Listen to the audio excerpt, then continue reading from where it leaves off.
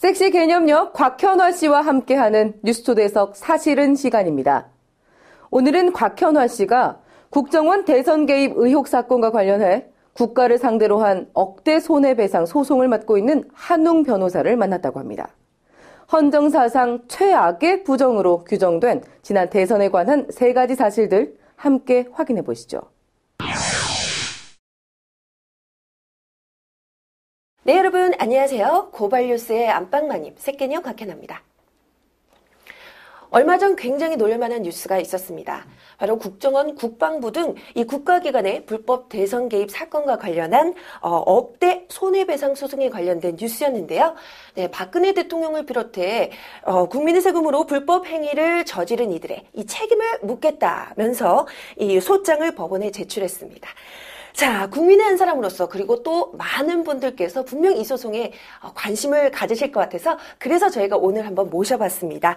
국정원 소송인단 소송 대리인이시죠? 바로 한웅 변호사님 모시고 이 엄청난 소송 어떻게 진행이 되고 있는지 얘기 한번 들어볼게요. 안녕하세요. 네, 안녕하세요. 네, 반갑습니다. 반갑습니다. 네, 진짜 어마어마한 소송인데요. 네, 굉장히 궁금합니다. 네. 이 내막은 어떻게 지금 된 건지 취지, 뭐 진행 과정 굉장히 지금 내용이 많거든요. 저희가 지금 사실은 바로 들어가도록 할게요. 예. 네, 간결하게 대답을 해주시는데요. 자, 첫 번째 사실은 네, 지난 대선 헌정 사상 최악의 부정 선거였다. 네, 헌정 사상 최악의 부정 선거였다고요? 예. 우리 역사상 3.15 부정선거가 이제 전형적인 부정선거였을 텐데, 네. 그때는 이를테면 직접 가서 이제 유권자들이 표를 찍는 것이고, 찍을 때 막걸리를 사준다거나 고무신을 사준다거나 이런 형태 어떻게 보면 아주 좀 원시적이라 그럴까? 네. 그런 정도였지만, 이거는 국정원이 총 기획을 하고, 네. 그다음에 다른 모든 국가기관이 총 동원이 돼서, 국민의 뜻, 유권자의 뜻을, 네. 유권자의 의사를 왜곡시킨 것이라서 3.15 부정선거하고 비교해도 비교할 수조차 없을 정도로 아주 심각한 총체적인 부정선거였다. 네. 이렇게 말할 수밖에 없습니다. 아무리 편을 들어주고 싶어도. 그리고 이제 그 부분에 대해서 사실은 소장을 접수를 할 때 첨부했던 네. 윤석열 팀장의 수사 보고서하고 네. 그다음에 원세훈, 김용판에 대한 공소장 네. 내용을 국민들이 잘 몰라서 그렇지 그걸 한번 읽어보기만 해도 도대체 이게 나라인가 민주주의 국가인가 이전에 과연 국민의 세금을 갖고 공무원들이 이렇게 원래 정해진 업무를 하지 않고 한 개인의 당선을 위해서 전체가 동원돼서 조직적으로 나설 수 있는가 하는 생각이 딱 들 수밖에 없습니다. 그래서 이건 묵과할 수 없는 부정행위고 사실은 나라와 국가의 근간을 흔든 만행이다. 아주 심하게 이야기해서. 정말 변호사님 저도 처음에는 이 정도로 개입이 됐을 그렇습니다. 정도로 많은 분들이 아마 그렇게 느끼셨을 거예요. 정말 까도 계속 이렇게 사건이 지금 이제 나타나고 있잖아요. 진상이요. 지금 이제 다 이렇게 밝혀진 거의 그랬다고 보여지는 것이고요.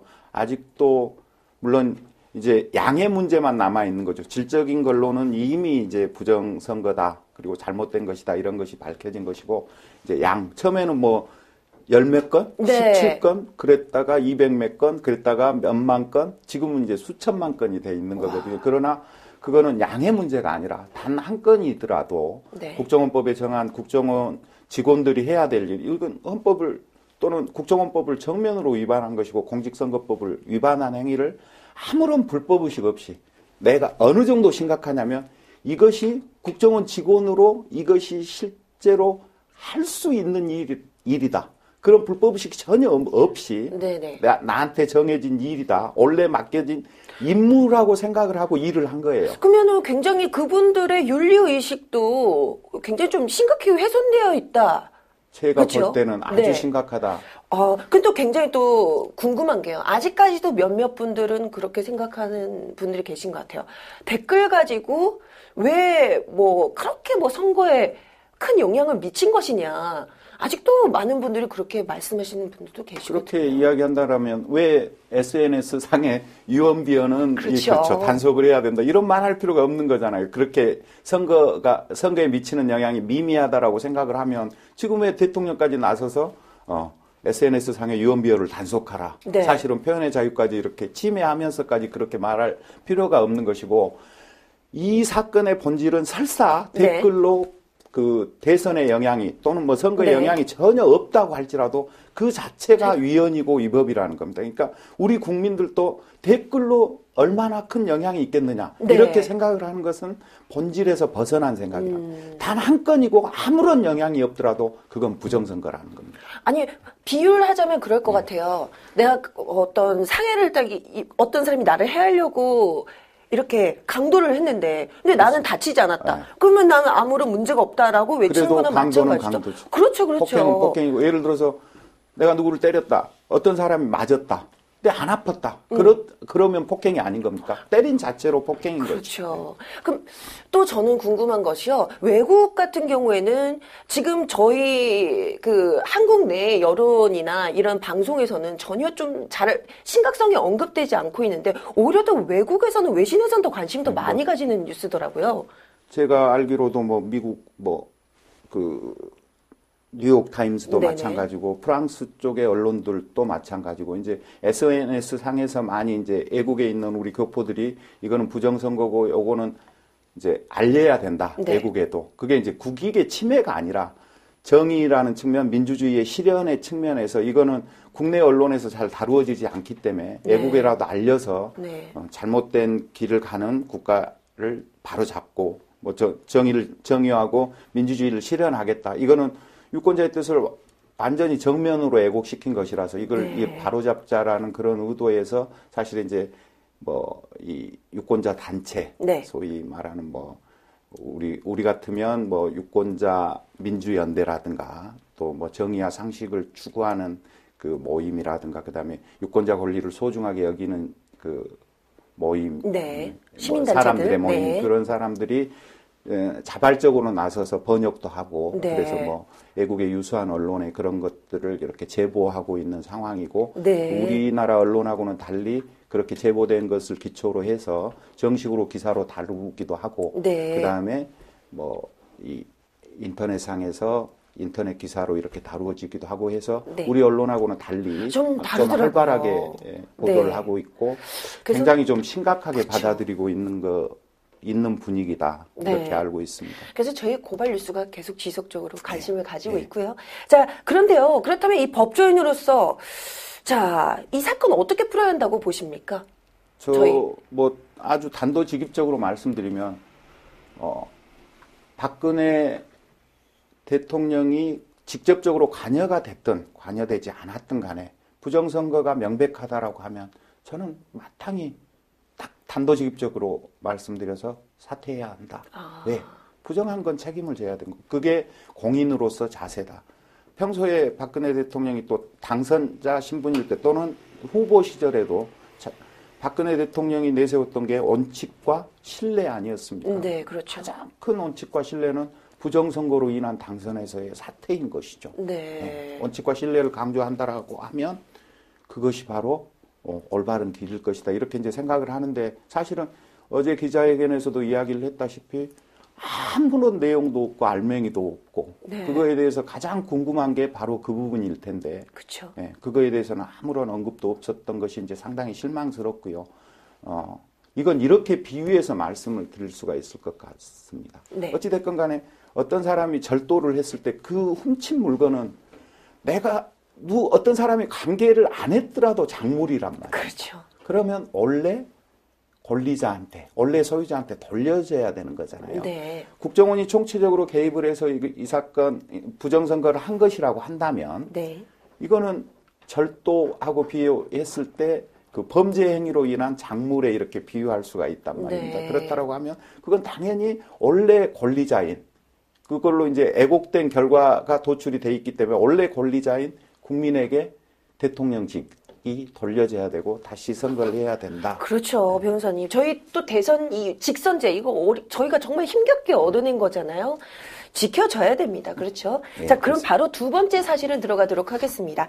자, 두 번째 사실은 국가기관 대선 개입은 명백한 유권자 기만이다. 네, 대선 이후 이제 시간이 지나면 지날수록 뭐 입이 안 풉니다. 네. 너무 많은 지금 불법 대선 개입 과정이 드러나고 있습니다.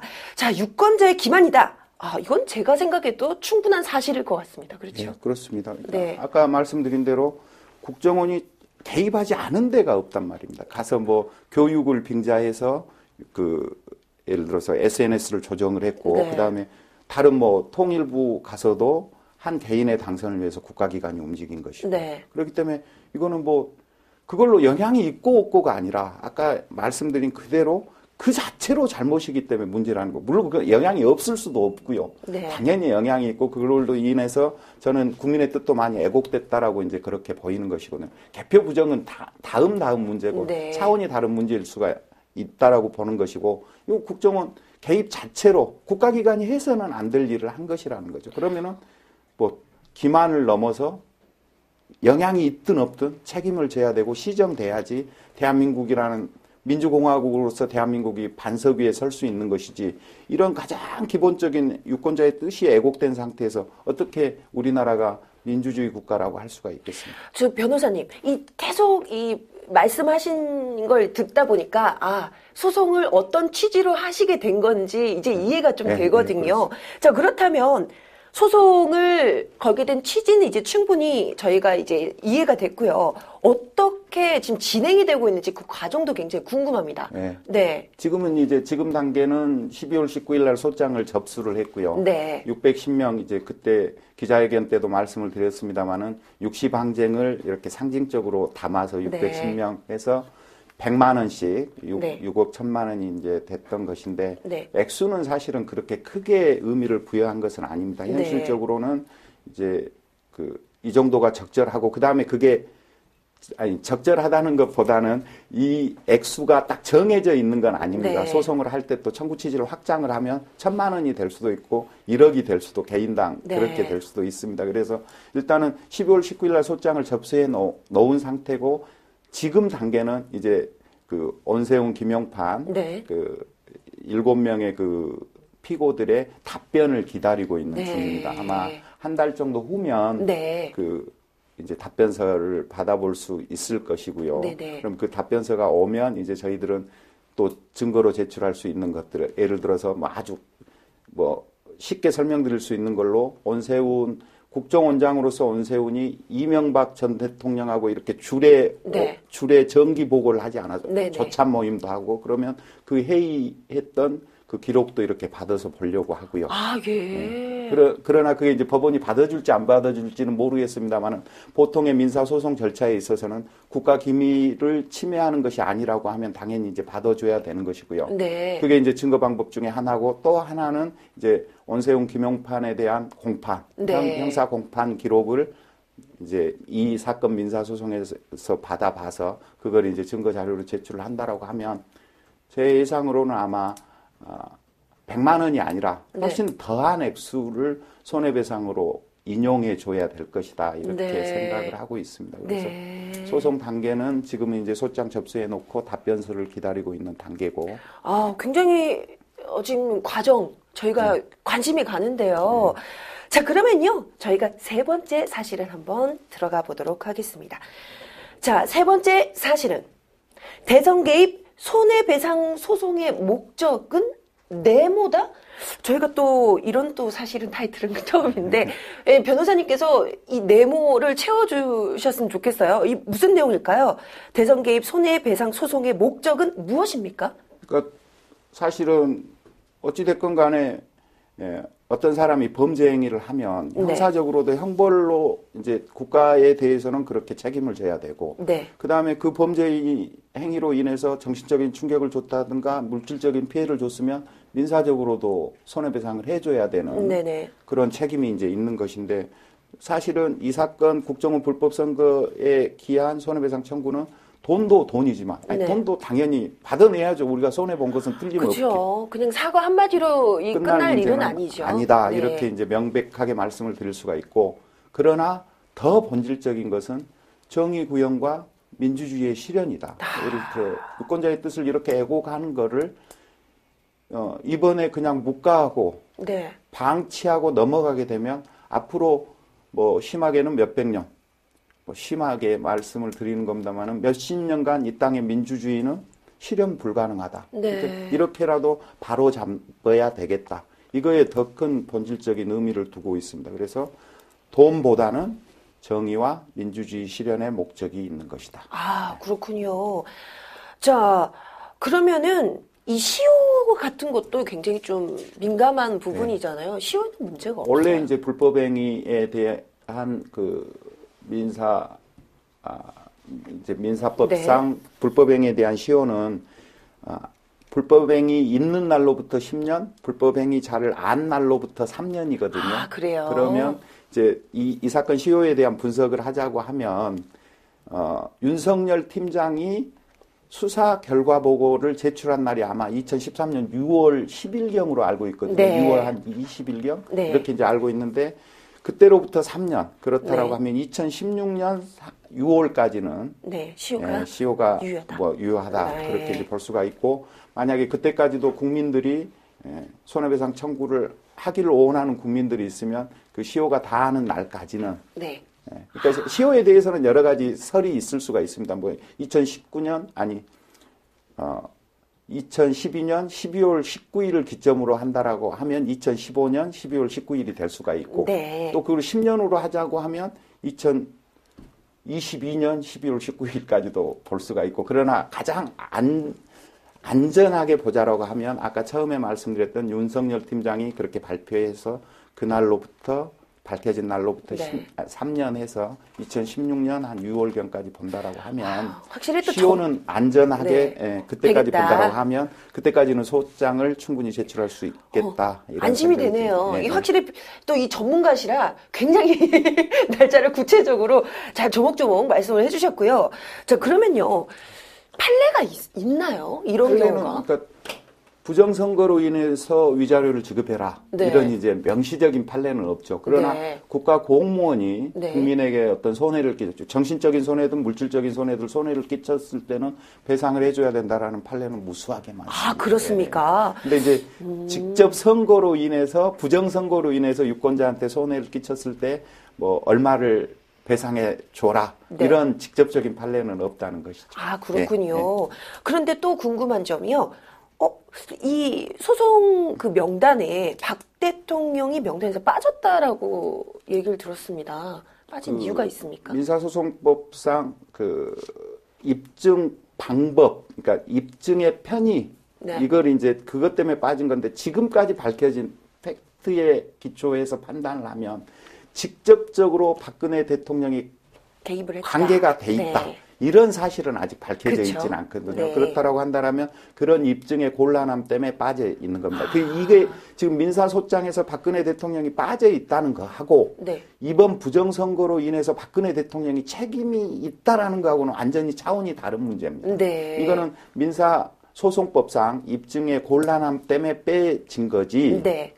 뭐 이번 부정선거 국정원 부정불법 선거로 인한 책임이 없어서 빠진 것은 아니라는 아니다. 겁니다. 많은 국민들이 이 점은 좀 예, 그렇습니다. 알아두셔야 될 것 같습니다.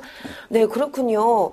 자, 근데요, 또 이 승소했을 때 그 승소 금액을 고발뉴스나 뉴스타파 등 이 또 저희 열심히 뛰는 이들에게 기부를 하겠다라는 말씀하셨는데 예. 정말입니까? 예. 사실 비용, 이 소송에 든 비용을 네. 전부 제외하고 이제 승소 금액에서 네. 100만 원씩 청구를 했는데 사실은 소송 진행에 따라서는 뭐 200만 원으로 추가할 수도 있고 300만 원으로 추가할 네. 수도 있고 그런데 이 승소 금액에서 소송 비용을 빼고 그러니까 성공 보수를 이제 그 중에서 네. 50%를 또 디테일하게 또 말씀을 해주십니다. 50%를 이렇게 이제 고발뉴스나 뉴스타파라든가 우리나라 이제 언론 대한언론? 진정한 네. 언론을 위해서 애쓰고 있는 그 대한 언론들 네. 그런 대한 언론들에 그렇게 이제 기부를 하려고 하고 있고 그다음에 감사합니다. 그렇게 신청한 분들 중에서 제가 이제 뭐 고발뉴스 인터뷰여서 그런 말씀을 드린 게 아니라 네. 뉴스타파보다는 고발뉴스 쪽에 기부하겠다는 사람이 좀 더 많은 것 같습니다. 아, 그렇습니까? 뉴스타파에서 들으면 좀 섭섭해할지 모르겠으나 할 수도 있지만 네. 그래도 어쩔 수 없죠. 사실대로 네. 말씀드리면 그렇다라는 겁니다. 감사합니다. 네. 저희 이거 기록에 남는 거 아시죠? 책임지셔야 됩니다. 네. 저희 다 들었고요. 네. 자, 지금 저희가 굉장히 좀 어마어마한 소송이에요. 어떻게 본다면. 그렇죠. 네. 저희 국민의 기본권이 침해당했다. 아주 굉장히 어마어마한 내용의 지금 소송인데 여기에 이제 손해배상이 들어가고 이제 의미가 들어가다 보니까 어떤 몇몇 분들은 돈 때문에 그런 것이냐라는 오해도 있을 수 있단 말이죠.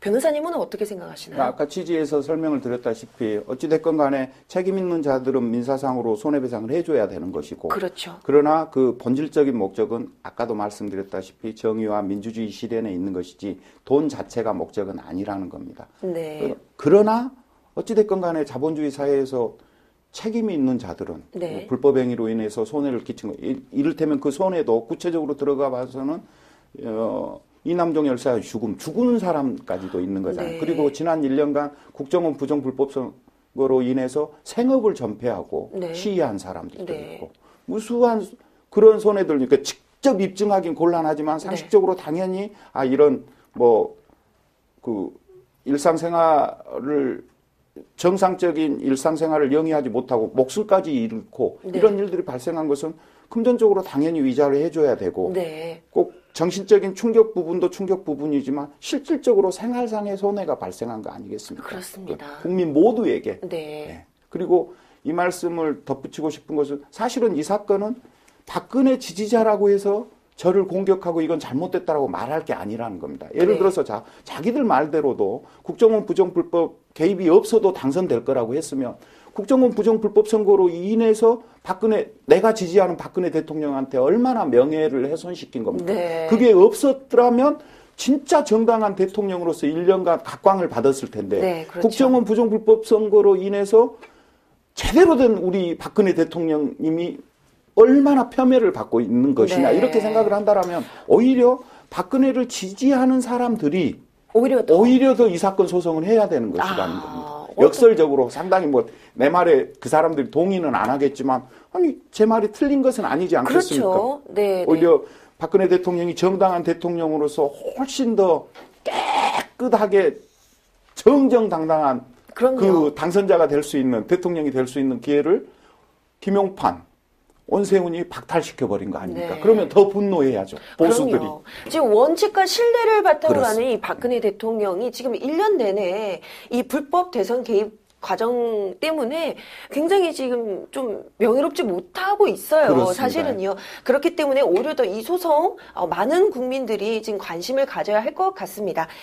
자, 마지막으로 혹시 하시고 싶으신 말씀 있으실까요? 네, 아까 네. 이제 시효하고 관련해서도 이제 말씀을 드렸습니다만은 그 작년 12월 19일 날 소장 제기한 걸로 소장 제출한 걸로 끝난 게 아니라 네. 시효 때까지는 국민의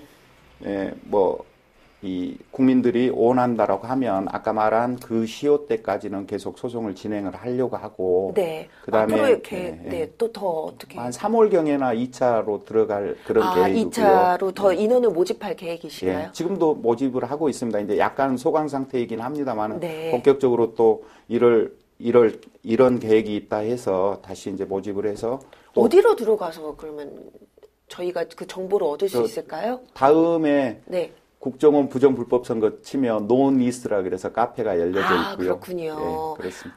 네, 알겠습니다.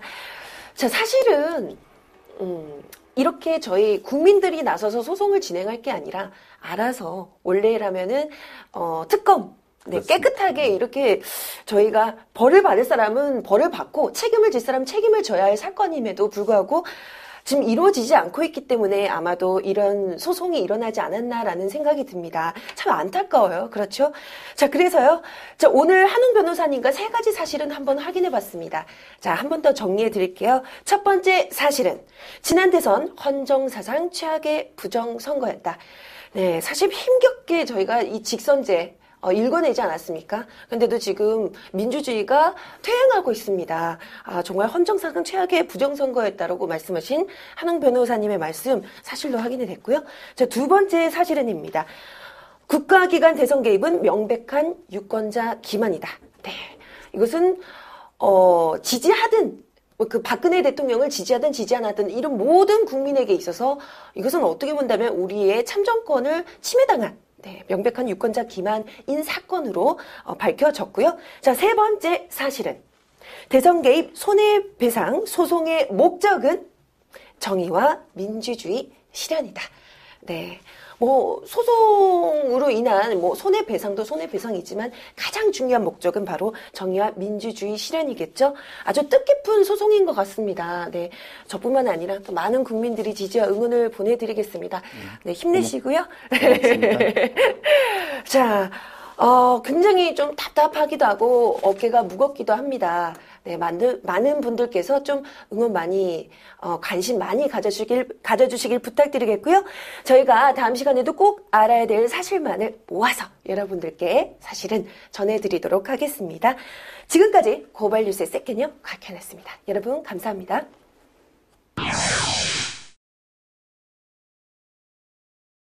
매번 유쾌한 진행으로 다양한 사실을 이끌어내주고 계시는 곽현아 씨. 오늘 헌정사상 최악의 부정선거에 관한 3가지 사실도 잘 들었습니다. 수고하셨습니다.